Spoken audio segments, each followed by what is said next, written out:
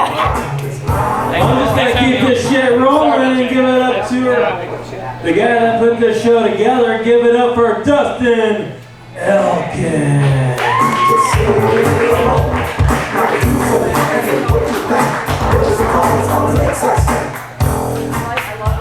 Hey, what's up, everybody? Why'd you make this so tight? No one likes to sit in the front row, huh? It's messed up. I'll let you guys know something about me. I'm half Mexican, and I've got one lazy eye. I guess that one's Mexican.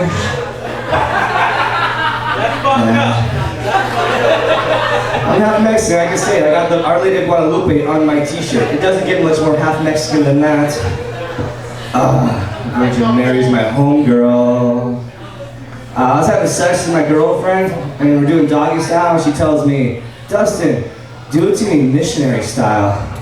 I was like, alright. So I put on a bicycle helmet, a white dress shirt, and a tie. And then I dry humped her on my 10-speed Huffy. It was amazing.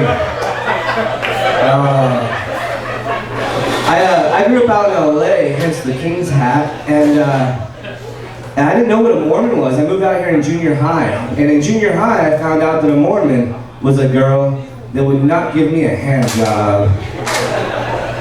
And then in high school I found out that a Mormon was a girl that would only give me a hand job. Kept trying to tell her that's why God gave you a mouth. Give me mouth hugs. They're spectacular. It's good for your skin. Anyways, in case my hands shake a little bit when I'm up here, I'm not nervous. It's just that I've been working out a little bit. I started taking this supplement called NO Explode. And in case it's a pre-workout thing, gives you a bunch of energy, but one of the side effects is it makes your hands shake. Which is great when I get done working out and I'm too tired to jerk off. I just put my hand on my dick and it does it. Tickle the balls and work on the shaft, you know, it's awesome. But I didn't know that's what it was at first, the NO Explode. And I asked a friend after a show, my hand was just shaking. I was like, dude, what if I have that disease that Michael J. Fox has? Right? And my buddy was like, bruh, you think you might be a teen wolf? Fucking stoners, right? Nah, I mean, I smoke weed. I do. I smoke some pot, man. I'm getting too old for it though. Like, all my friends are like, Dustin, why don't you stop smoking weed and grow up and do coke like us? It's because you guys have jobs. That shit's expensive. I live on like $50 a week doing stand-up comedy. I eat a lot of Taco Bell right here, yeah. Oh man, but I am getting too old to be smoking weed. You know, like I was at the house last week hitting the bong by myself, and I freaked out because I remembered that in 4th grade, I had signed a contract with the Day organization to not do drugs. I was creating severe breach of that contract. I mean, I thought at any moment now, Officer McGruff, the cartoon dog, was gonna bust in my door and demand that I give him the t-shirt back. Dude, it's at Goodwill.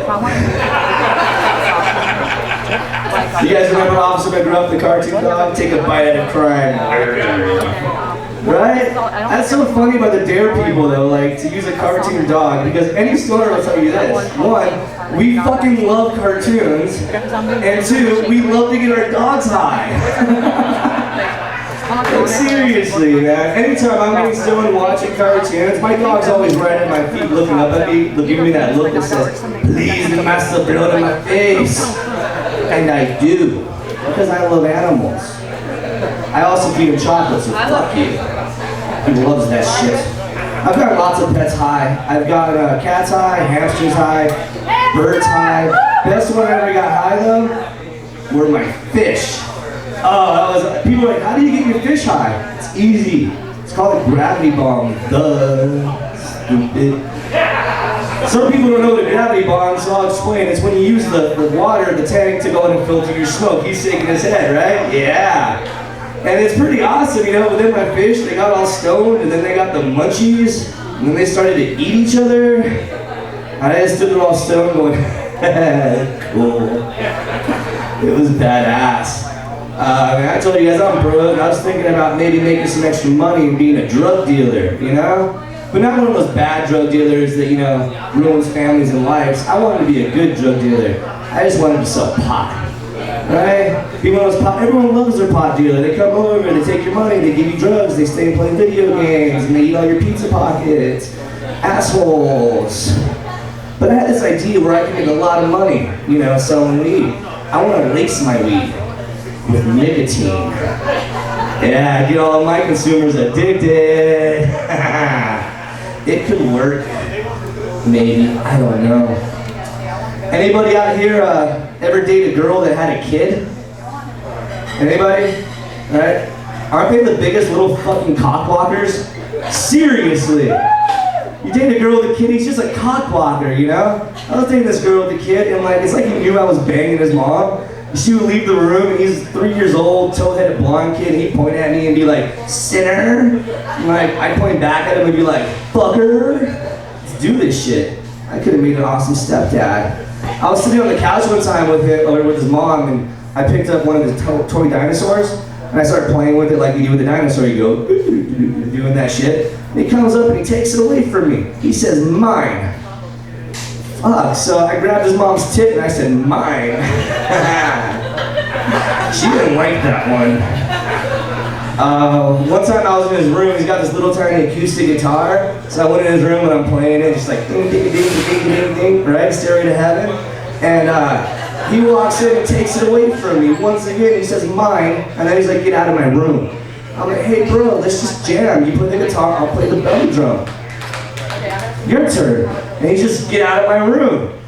I'm like, fine bro, I'll get out of your room. This is the space you occupy, this is yours. Alright? But after you go to sleep, I'm gonna be in your old room that you lived in for 9 months. Your mom's vagina? Yeah. And I'm gonna be in there for 5, 6, maybe 8 minutes. And you can kick me out of this room, but I tell you what, when I'm in that room, I'm not pulling out. No, I will not. I love blowing loads in your mother.